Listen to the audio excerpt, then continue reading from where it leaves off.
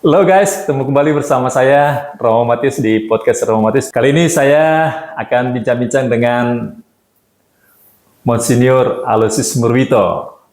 Bulan ini adalah bulan Fransiskus, bulan yang mengajak kita untuk mencari dan sekaligus menggali inspirasi dari Santo Fransiskus dari Assisi tentang kekayaan hidup yang luar biasa dari orang kudus kita ini. Kira-kira apa yang menarik yang bisa Bapak Uskup bagikan pada kita di bulan Oktober, di bulan Fransiskus ini? Ikuti guys. Apa kabar, Monsinyur? Baik. Sehat-sehat, Baik, Saudara Monsinyur, ya? Matius. Sehat-sehat, Monsinyur. Sehatnya Sehat, ya? orang tua lah. Tapi sehat. Sehat ya, luar biasa. Monsinyur kita ini bertugas di Papua, tepatnya di Keuskupan Agats, Monsinyur ya. Iya, Agats, ya. Keuskupan Agats itu dikenal sebagai keuskupan yang terkenal dengan daerah rawa-rawa. Rawa, lumpur. Lumpur, Monsinyur ya. Ya. Ya, Dan beliau sudah berapa tahun, Monsinyur? 20 tahun. 20 tahun. Beliau menjadi uskup di Keuskupan Agats di daerah yang lumpur dan berawa-rawa. Nah, kita mau coba gali nih inspiratif apa yang bisa dibagikan kepada kita terkait dengan Santo Fransiskus dari Assisi yang adalah juga menjadi orang yang pasti punya peran dalam panggilan Bapak Uskup karena beliau dulu adalah seorang Fransiskan dan menjadi seorang uskup di Keuskupan Agats. Kira-kira apa yang menarik? Karena kita melihat di daerah yang rawa dan berlumpur itu, Bapak Uskup tetap sukacita dan penuh pengharapan. Kurang lebih itu yang mau kita gali nih. Aduh, Bapak Uskup sudah 20 tahun Bapak Uskup ya? Betul. 20 tahun ya. Kira-kira waktu pertama kali Bapak Uskup ditugaskan di sana, kesan apa yang muncul Bapak Uskup ya? Ya, seperti biasa ya. Mengejutkan, tidak menduga. Tidak menduga Bapak Uskup. Seorang Ya? Fransiskan tidak pernah bercita-cita menjadi seorang uskup. Toh? Ya, Bapak Uskup ya. Saya juga, saya menjadi imam saja sudah luar biasa ini, berkat Tuhan diberi kepercayaan untuk melayani sebagai seorang imam ini sudah merupakan sebuah pemberian yang begitu luhur oleh Tuhan. Kok tiba-tiba saya dipilih menjadi seorang uskup? Tapi sudah ya, saya memang dipertimbangkan juga, kami pertimbangkan bagaimana baiknya panggilan ini dijawab dengan mantap. Nah, waktu itu memang pertama yang saya masih tidak sepenuh hati karena belum kenal tanah Asmar. Saya memang pernah di Papua, tetapi di tempat itu belum pernah. Ini daerah baru untuk kami, ini medan perutusan untuk saudara-saudara OSC, khususnya OSC Amerika yang memang bekerja sama juga dengan OSC Indonesia. Sedangkan Fransiskan itu ada di utara. Maka daerah ini sama sekali untuk saya blank, tidak kenal. Lalu yang kedua, ya mendengar saja daerah ini memang tidak ada jalan darat. Semuanya itu jalan air. Jadi semua dengan air. Dari tempat satu ke tempat lain harus menggunakan perahu dayung, seperti masyarakat kebanyakan, atau menggunakan perahu motor. Ada yang 20, ada yang 40 PK, ada yang lebih lagi 85 PK, bahkan 115 PK. Jadi ya tergantung kekuatan untuk membeli motor itu. Nah itu, lalu saya memang dulu pernah menjalani orientasi pastoral di Mimika, di juga Papua Selatan. Itu bagian masih ke barat sedikit, masuk ke Uskupan Timika. Tapi waktu itu saya mengambil kesimpulan dalam hati, untuk saya mungkin cukup kalau diutus ke daerah seperti ini, karena saya tidak bisa berenang. Nah, ini masalahnya. Lebih baik saya naik turun gunung daripada saya harus berenang, mungkin menjadi fatal untuk saya. Tetapi ternyata Tuhan itu malah menempatkan lebih lama lagi kalau menjadi uskup di situ. Senang tidak senang harus di situ. Kalau senang tidak senang juga harus disenang-senangkan. Jadi ini sudah 20 tahun. 20 tahun Monsinyur ya.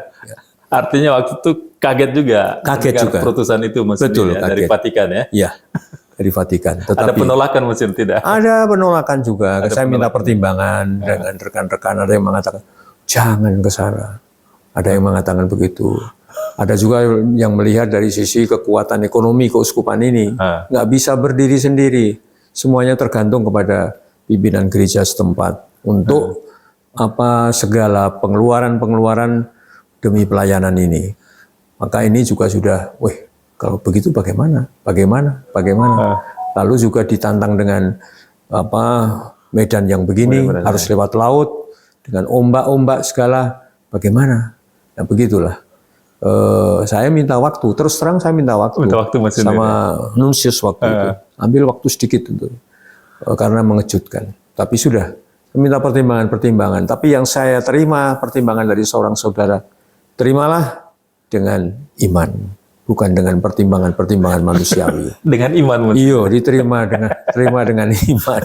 Ya, itu berarti memang semacam ada kepasrahan dan semacam ada penyerahan bahwa Tuhan yang memanggil, pasti Tuhan akan membantu dengan berbagai macam cara. Dan itu memang terbukti dalam perjalanan 20 tahun. 20 tahun ini Mas Sinir ya. Kira-kira Mas Sinir waktu Mas Sinir terima itu ya, sebagai seorang Fransiskan, Mas Sinir merasa bagaimana? Apakah sebagai seorang Fransiskan ya memang kita harus taat begitu Mas Sinir? Iya, dari sisi itu memang juga memainkan peranan ya. Iya. Gereja memberikan kepercayaan, gereja mengutus di tempat yang cukup sulit, dan itu memang barangkali cocok dengan seorang saudara Dina yang memang harus menghayati sukacita bukan saja dalam keadaan yang menyenangkan, tapi juga dalam keadaan yang tidak menyenangkan.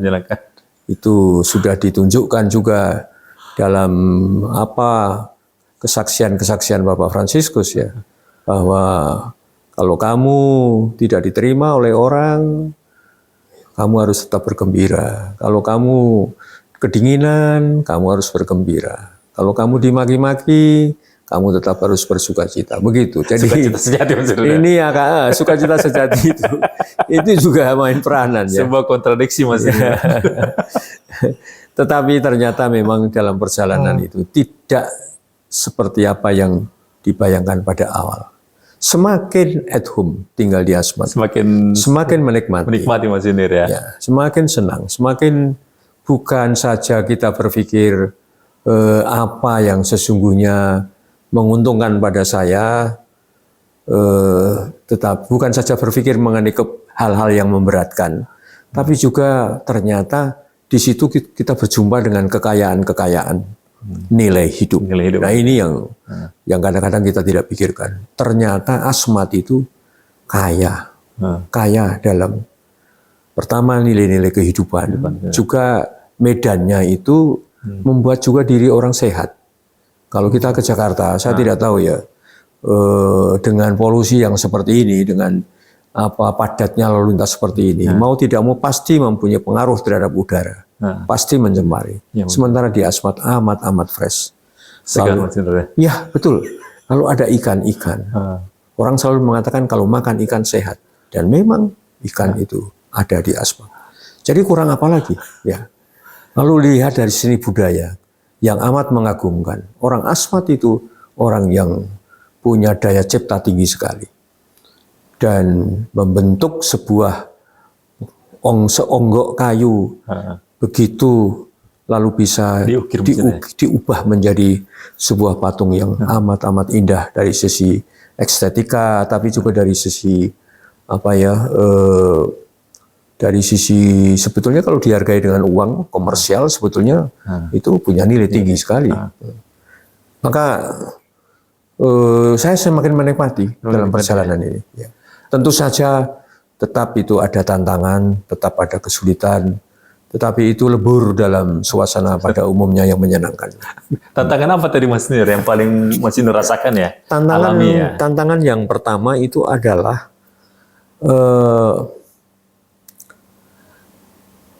keuskupan itu kalau mempunyai program-program yang besar, mesti harus melihat kekuatannya tuh. Ya, Mas Sinir. Nah, kalau kami mau misalnya ada pesan pokok dari umat, bangunlah SMA, ya SMA dibangun. Tapi dari mana dananya? Kalau membangun lagi mengenai pastoran, mengenai gereja, di mana uang itu harus dicari? Karena mengandalkan uang dari umat itu sulit, sulit ya, masih sulit. bisa, tetapi pasti tidak akan mencukupi. Jauh tidak akan mencukupi. Tidak mencukupi ya. Nah ini satu ya. Yang kedua ialah kalau ingin melakukan sebuah perubahan-perubahan, itu juga membangun suatu keadaan yang lebih baik. Itu memberdayakan masyarakat setempat itu penting sekali. Bila mau membangun sebuah perubahan. Nah ini menjadi sebuah tantangan juga. Bagaimana memberdayakan masyarakat sedemikian rupa sehingga masyarakat ini akhirnya bisa menjadi subjek-subjek pelaku-pelaku nanti kalau keadaan itu program atau proyeknya sudah jadi, bagaimana itu bisa dilakukan, diteruskan oleh umat. Misalnya piara ayam, bagaimana bisa mempercayakan orang itu sungguh menjadi peternak-peternak yang bagus, yang bisa dilepaskan, yang bisa dipercaya untuk menangani itu. Nah ini menjadi sebuah tantangan yang tidak boleh menyerah kita.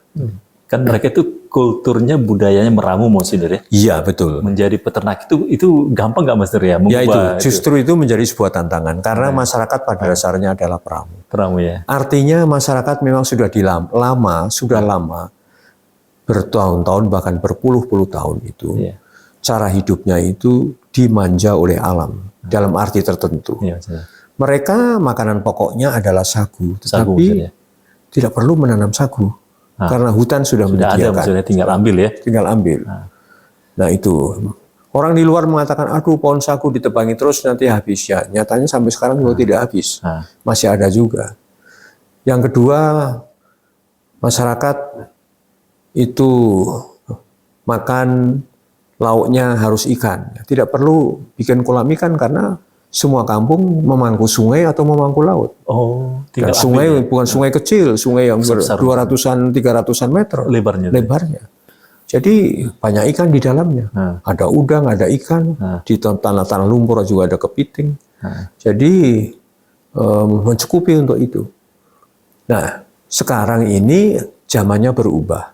Orang tidak cukup makan sagu dan orang tidak cukup makan ikan. Perlu juga sayur-sayuran, perlu juga daging itu ya. Daging. Nah, persediaan ini yang terus-menerus harus ada. Kalau peramu, mereka pergi ke hutan, meninggalkan kampung kurang lebih 2-3 hari, ke kampung, pergi ke hutan, lalu menebang pohon, dibuka batangnya, lalu dikerok isinya, lalu diperas, kemudian ampasnya dibuang, biasanya babi-babi akan makan, babi hutan maksudnya. Lalu saripatinya itu diendapkan, karena dengan air ngeroknya, diendapkan lalu menjadi satu saripati sagu. Sagu maksudnya. Ya, bisa mendapatkan 20 kilo, 40 kilo, tergantung berapa yang ditebang. Dan isinya, kaya isinya atau tidak. Nah, tetapi setelah itu pulang ke kampung. Pulang ke kampung, tinggal duduk-duduk saja. Dan biasanya itu tidak ada persediaan cukup. Itu berapa lama maksudnya saat mereka ngambil sagu bertahan untuk berapa Jadi lama? bisa bertahan mungkin paling besar banyak itu mungkin 1 minggu. 1 minggu ya? 1 minggu. Untuk sagu itu ya? Harus kembali lagi. Seminggu lagi balik lagi maksudnya? Balik lagi ke hutan. Sehingga ada waktu kosong ya maksudnya ya? Ada waktu kosong. Ada waktu kosong. Lalu juga kalau sudah habis sagu untuk saat ini, belum tentu cepat kembali ke hutan juga.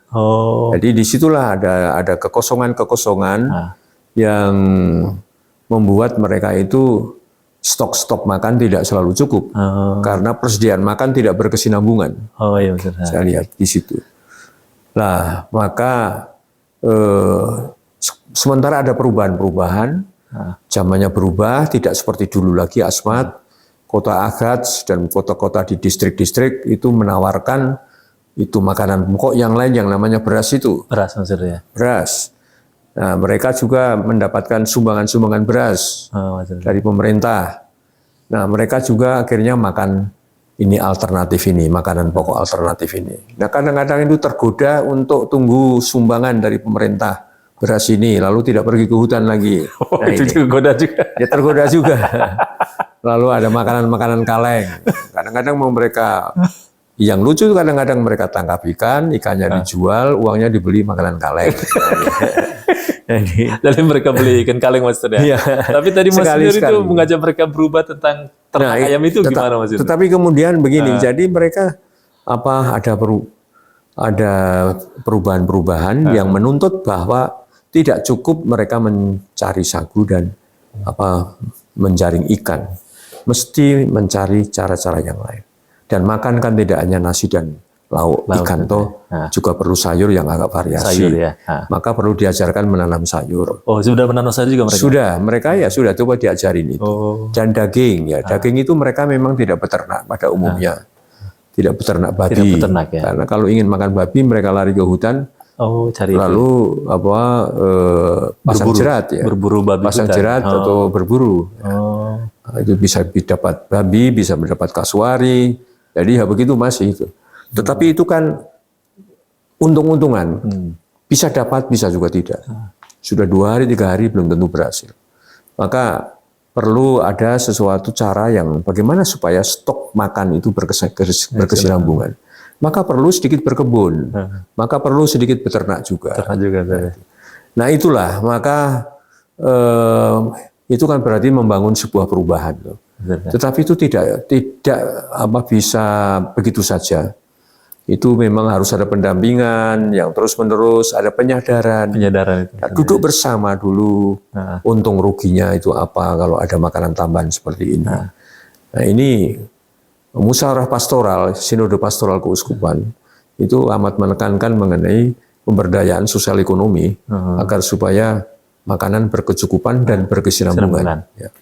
Dan mereka biasanya cepat untuk menerima perubahan itu atau? Nah itulah karena itu kami tidak bisa, masing-masing tempat berbeda ya, tergantung faktor-faktor tertentu. Ya. Kalau umatnya semakin memahami dan semakin responsif, dan juga itu tergantung juga tugas pastoral setempat ya. Tugas pastoral setempat itu bagaimana merespons gagasan bersama untuk membangun perubahan itu. Kalau pastor-pastor kami itu cukup mempunyai tekad yang sama di tingkat parokinya, mungkin akan menjadi lebih gampang. Tapi kalau pastornya juga punya proyek sendiri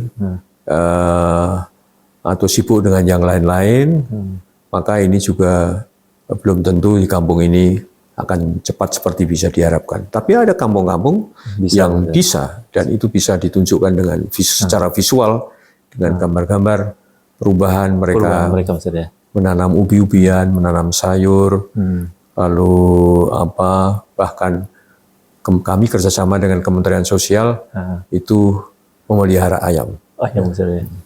Waduh, luar biasa Mas Nur. Artinya tugas Mas Nur melihat alam di situ kan tidak lagi melulu hanya sebatas sebatas pelayanan altar Mas Nur ya. Oh ya. Artinya ada sebuah tugas yang besar itu melihat kondisi alam, kemudian kondisi sosial ekonomi. Ya. Mas Nur bisa bertugas banyak hal jadinya ya. Betul. Menangani kehidupan masyarakatnya. Jadi Mas Nur tidak hanya sebatas di belakang mimbar ya. Betul. Betul. Ya memang, betul. Ketika berhadapan dengan kesulitan dana tadi Mas Nur. Ya, ini yang saya juga dalam perjalanan itu ternyata memang campur tangan Tuhan itu luar biasa. Dan campur tangan Tuhan itu bisa kita rasakan kehadiran banyak saudara. Seperti Bapak Fransiskus, saya diberi banyak saudara. Dan saya juga mengalami, saya diberi banyak saudara. Bukan mencari, mungkin kalau mencari menemukan 5, tapi dari 5 itu bisa muncul 50. Jadi Mas Nur didatangi gitu Mas? Bukan didatangi, tetapi artinya ada satu, sekarang ini kan hidupnya orang bertatap muka itu orang berkomunikasi tidak selalu harus bertatap muka. Ya, berjumpa Mas ya. Bisa dengan dalam era digital ini kan bisa dengan telepon, bisa dengan WA, bisa dengan apa. Dan bisa dengan istilahnya itu getok tular dari mulut ke mulut. Jadi seorang membantu Bapak Uskup, lalu orang ini mengajak yang lain, mengajak 1, mengajak 2, di sini sudah diajak. Oke, lalu di sini mengajak lagi. Oh gitu. Jadi berantai Mas ya. Sistem sel itu terjadi. Ya. Jaringan-jaringan solidaritas, jaringan belas kasih, jaringan kasih itu. Itu yang saya alami ya. Gitu. Maka yang sepertinya itu mustahil, itu menjadi terrealisir. Saya merasa ini dalam perjalanan 20 tahun itu, bahwa kekuatan Tuhan itu saya rasakan melalui banyak saudara.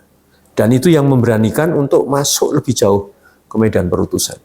Disemangati, dikuatkan, dan lebih berani, lebih optimis. Maka harapan itu tidak sia-sia. Karena ternyata di sebelah kiri saya, sebelah kanan saya, di belakang saya, banyak saudara. Dan ini kadang-kadang saudara ini tersembunyi ya. Tidak mau diperkenalkan, tidak ada apa. Tiba-tiba ya ada telepon, tiba-tiba ada WA, yang kadang-kadang itu Di luar dugaan. di luar dugaan. Jadi Tuhan yang menganugerahkan saudara itu. Iya, itulah kata itu penting sekali. Bahwa itu saudara itu artinya banyak. Anugerah. Bukan saja sendirian, lalu sekarang menjadi rame-rame, tidak, tapi sungguh menjadi sebuah kekuatan bersama. Maka saya tidak berjalan sendiri. Itu.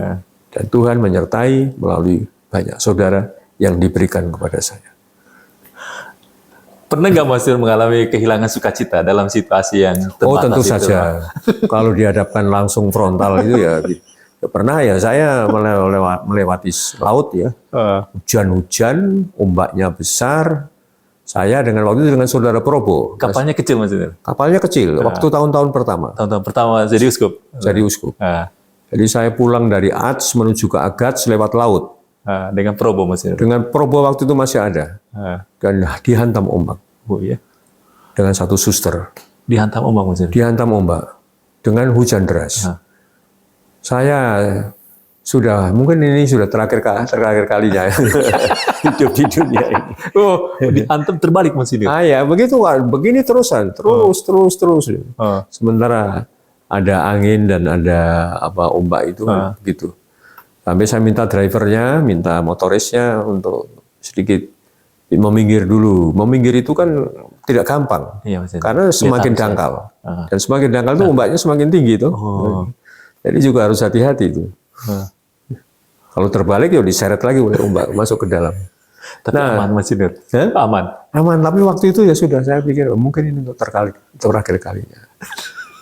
Nah, kehilangan sukacita karena waktu itu ya bagaimana ya dalam situasi seperti itu kan situasi yang kritis.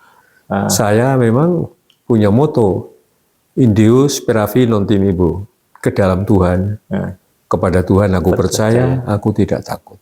Tapi waktu itu hilang itu moto itu saat itu. Kepada dalam Tuhan keadaan itu saya ya sudah menyerah saja sudah. Menyerah Mas Nur? Tidak tahu apa yang akan terjadi. Mungkin ini akan menjadi martir-martir yang pertama dari saudara-saudara di laut ini. Tetapi ternyata itu selamat Mas Nur. Selamat ya. Motoris kami saya acungi jempol luar biasa. Apa yang Mas Nur, yang menjadi kekuatan Mas Nur ya? Pernah mengalami kehilangan sukacita seperti kapal yang tadi itu, maksudnya seperti Paulus di kapal karam. Artinya Mas Nur, apa yang membuat Mas Nur bisa kuat ya? Kalau dilihat dari spirit dari Santo Fransiskus dari Asis ya Bapak kita ya, yang menguatkan Mas Nur ya dalam situasi tadi saya sudah sebutkan kekuatan itu memang ya, arti kata dari diberi banyak saudara itu kan itu sudah membuat kita itu tidak menyerah begitu ya, dan membuat kita menjadi lebih optimisme. Ya. Itu yang pertama. Yang kedua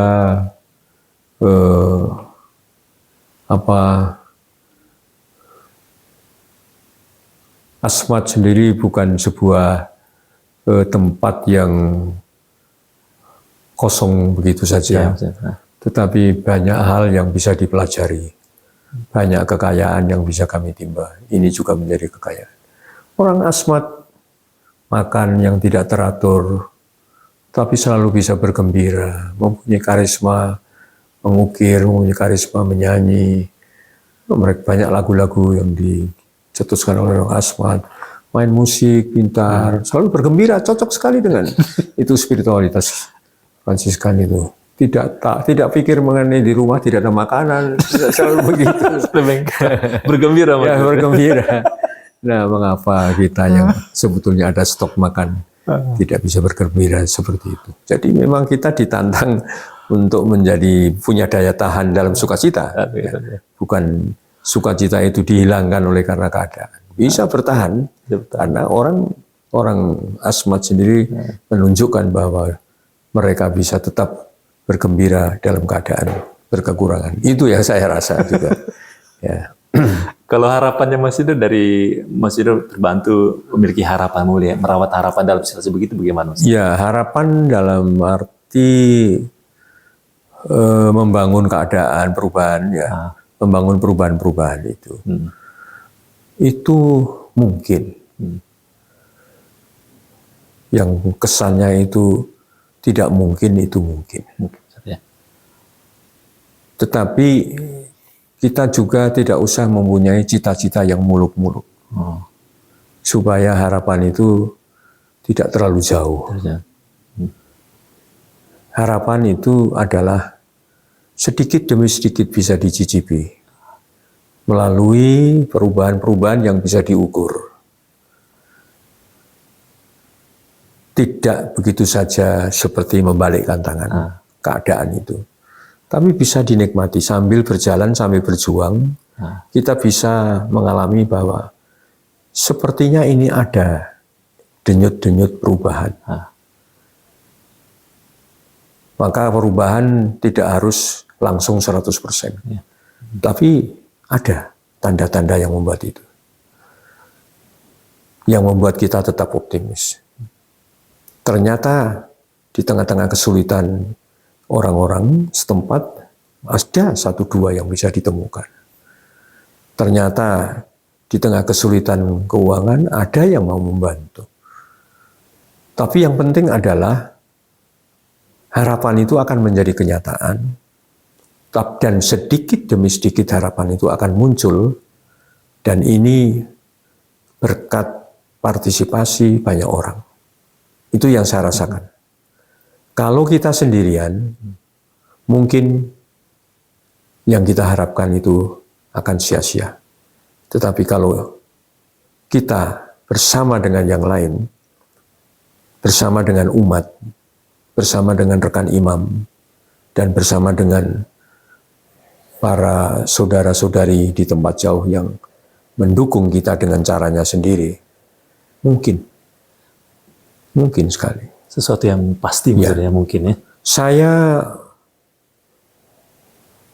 20 tahun di Asmat. Tahun 2010, tahun 2002 saya ditabiskan, tahun 2010 membangun SMA. Ini SMA untuk pertama kali. Dengan susah payah juga. Dan dengan bantuan dari banyak pihak. Sekarang ini sudah ada alma mater, sudah ada putra-putra putri yang selesai sarjana dan kembali ke sekolah itu. Yang tidak terduga. Ya, mereka tamat SMA, kemudian ada juga pihak yang mau mensponsori untuk belajar. Nah itu. Dan akhirnya bisa belajar di Sanata Dharma, bisa belajar di Atmajaya, dan sebagian dari mereka selesai. Pulang dan kembali menjadi guru. Ini waktu awal-awal sepertinya ya sudah, pokoknya jalan saja. Tapi ternyata memang bisa berjalan. Berbuah maksudnya. Berbuah. Putra Asmat menjadi imam. Sepertinya dulu orang mengatakan tidak mungkin orang Asmat menjadi imam. Tapi sekarang ini sudah ada sejumlah calon mau menjadi imam. Bahkan sudah ada 2 imam asli ditabiskan. Asli Agats ya? Dulu saya masuk sebagai uskup, hanya 1 imam diosesan. Orang Agats? Bukan orang Agats. Bukan, orang dari Maluku. Oh, dari Maluku? 1 imam diosesan? 1 imam saja. Waktu masih jadi uskup? Waktu itu saya menjadi uskup. Sekarang berapa Mas Sinur? Sekarang ada 25. Waduh, selama 20 tahun? Ya, 25 ada. Berarti setahun 1 Mas Sinur? Ya, kurang lebih 1. Ya? Ada calon-calon juga yang mundur. Artinya di awal-awal itu Mas Sinur seperti orang-orang katakan pesimis begitu ya? Ya betul, karena bagaimana membangun sebuah lembaga keuskupan yang Memang ada imam-imam religius yang sifatnya sementara biasanya. Ya. Itu gonta-ganti berkali-kali tuh. Nah, Di imam lokalnya. yang imam lokal yang sungguh-sungguh menjadi pilar lembaga keuskupan secara struktural. Itu harus ada memang. Dan, ya, ada juga memang beberapa rekan imam dari luar yang inkarnasi di keuskupan. Itu ada beberapa. Tapi dari 1 menjadi 25 itu Berbuah. ya tidak terduga juga. Tidak terduga maksudnya. Paroki-paroki dulu banyak yang kosong, sekarang mulai terisi. Mulai terisi maksudnya ya. Nah ini suatu tanda bahwa harapan itu tidak sia-sia. Yang kelihatannya itu jauh kapan, tetapi ternyata memang menjadi nyata. Bisa. Apalagi mengenai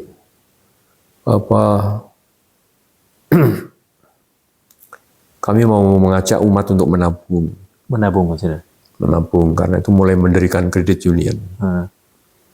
Saya mengirim beberapa orang ke Kalimantan untuk dimagangkan menjadi orang-orang kredit union dan pulang mencoba membidani kredit union. Ya, ini tidak gampang itu untuk orang-orang aswad yang biasanya menabung ya. Menabung ya, mereka mendapat sesuatu habis, lalu hari itu juga dihabiskan. Apalagi cara hidupnya yang komunal. Ya, kalau memiliki beras katakanlah 5 kilo, hari ini juga habis. 10 kilo hari ini juga habis. Dimakan komunal maksudnya? Serah, ya, karena memang orang asal begitu kalau mereka tanya, mengapa kamu kasih dorang-dorang itu yang tidak membeli, tidak pakai uangnya sendiri? Oh, tidak bisa Bapak Uskup, kami orang asmat harus begitu. Bersama ya? Bersama. Sedikit ada, bagi-bagi. Sedikit tidak cukup ya, harus dinikmati bersama. Dihabisin. Nah itulah. Jadi, tapi ya akhirnya kami punya lembaga keuangan itu yang kredit yang juga hidup. Berjalan ya sudah dengan bertateh-tateh untuk menjaring umat. Tapi bisa maksudnya. Bisa mencoba menahan diri untuk ditabung. Walaupun kadang-kadang ditabung hari ini, besok diambil. Tapi di antara sekian ini masih ada orang. Artinya sebuah perubahan budaya itu Mas Sinir ya. Budaya menabung kan satu yang baru bagi mereka. Satu yang baru ya, betul. Tapi pelan-pelan Mas Sinir lihat pelan-pelan ada progres ke arah baik ya. Betul, tanda-tanda itu ada. Jadi optimisme itu bisa terjadi dimanapun. Jadi Mas Sinir, pengalaman 20 tahun ini, seluruh pengalaman konkret itu mau mengatakan yang tadinya Mas Sinir dan orang-orang juga berpikiran pesimis, ketika berharap, ternyata harapan itu ada pasti ya, ya. Mungkin semuanya. Ya. Betul. Dari jumlah imam yang tadi 1, sekarang menjadi 25. Ya. Yang tadinya tidak ada anak SMA, yang sekolah dan kemudian menjadi guru maksudnya. Bahkan menjadi sarjana ya. Menjadi sarjana ya. Sarjana. Ya betul. Wah, luar biasa maksudnya. Tentu saja itu tidak boleh berpuas diri. Jadi kalau ada imam, mestinya imamnya juga berkualitas. 25 itu jumlah, tapi bagaimana mutunya, ini juga harus diperhatikan. Dikembangkan terus. Ya. Dia harus terus-menerus dengan tekun. Ya. Tuhan Yesus mengatakan harus tekun toh. Tekun terus-menerus. Setialah kepada hal yang kecil ya, yang besar kan. Aduh, guys, menarik perbincangan kita dengan Monsinyur Aloysius Brito yang selama 20 tahun menjadi uskup di Tanah Rawa dan Lumpur, yang tadinya tidak ada kemungkinan harapan, tapi ternyata harapan itu pasti dan menjadi sesuatu yang mungkin, dan dari situ menjadi timbul sukacita Monsinyur ya. Kira-kira apa yang Monsinyur bisa sampaikan ya kepada saudara-saudari kita yang mungkin menyaksikan pembicaraan kita ini di bulan Fransiksi ini untuk lebih menguatkan sukacita dan harapan Monsinyur? Ya. Saudara dan saudari, ya ini sekedar berbincang-bincang ya, tapi kok ada semacam pesan pokok ya untuk kita semua, bahwa hidup ini kalau bisa memang selalu bersukacita, tapi sukacita itu perlu diminta juga. Saya rasa itu, dalam keadaan apapun, saya rasa itu yang patut digarisbawahi apa yang diwariskan oleh Bapak Fransiskus itu. Sukacita sejati itu, bahwa kita bisa bersukacita dalam keadaan apapun juga. Karena dalam perjalanan ternyata memang Tuhan yang memanggil kita, tidak meninggalkan sendirian. Selalu Dia hadir. Dan menjadi tugas kita semua untuk bisa mengalami kehadiran Tuhan itu. Bukan secara teori tapi secara eksistensial. Bagaimana bisa dialami? Dan Tuhan hadir dengan berbagai macam cara. Melalui alam yang indah, melalui persaudaraan, dukungan, kekuatan dari teman-teman. Dan ini sesungguhnya menjadi kekuatan ilahi yang memungkinkan bahwa yang sepertinya mustahil itu bisa menjadi sebuah kenyataan. Jujur ya. Aduh, terima kasih Mas Inir ya. Guys, menarik satu pesan yang disampaikan oleh Bapak Uskup Aloysius Purwito, bahwa sukacita dan harapan itu adalah sesuatu yang pasti karena iman kita, dan sekaligus harapan itu juga menjadi sesuatu yang bahagia, menimbulkan sukacita ketika kita menghayati dalam kebersamaan Mas Inir ya, dalam persaudaraan, maka harapan itu menjadi suatu harapan yang pasti. Terima kasih guys, semoga perbincangan jadi satu perbincangan inspiratif, dan selamat Bapak Uskup ya, tetap sehat selalu Bapak Terima Uskup. kasih Matius. Selamat datang ke Asmat ya. Bapak Uskup. Agak.